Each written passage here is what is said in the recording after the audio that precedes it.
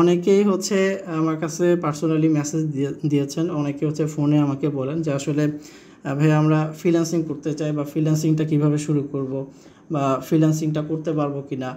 মানে ফ্রিল্যান্সিং বিষয়ে আসলে নানান প্রশ্ন আপনাদের মাথায় ঘুরপাক খাচ্ছে।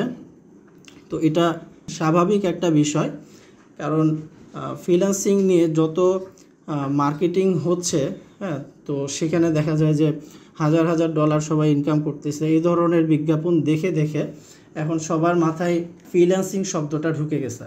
বাট ফ্রিল্যান্সিং সবাই পারবেন, সবার দ্বারাই সম্ভব, বাট এর আগের যে স্টেপটা আছে এইটাতে আসলে ফোকাসটা অনেকেই করে না।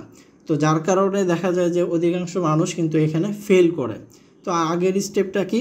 স্কিল। আপনার যদি স্কিল না থাকে তাহলে এই ফ্রিল্যান্সিং ওয়ার্ল্ডে বা ফ্রিল্যান্সিং এই সেক্টরে আসলে আপনি মানে শুরুই করতে পারবেন না, প্লাস হচ্ছে কি টিকেও থাকতে পারবেন না।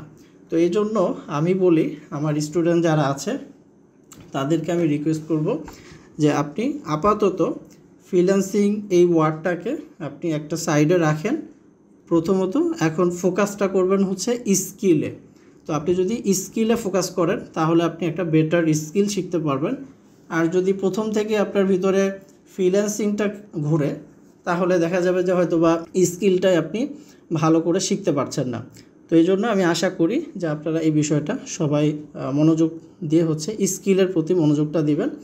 এবং স্কিলটা যদি আপনার হয় তাহলে ইনশাল্লাহ এতটুকু বলতে পারি যে কাজের অভাব নাই, প্রচুর পরিমাণে কাজ আছে, বাট আপনাকে আগে স্কিলটা ভালো করে শিখতে হবে।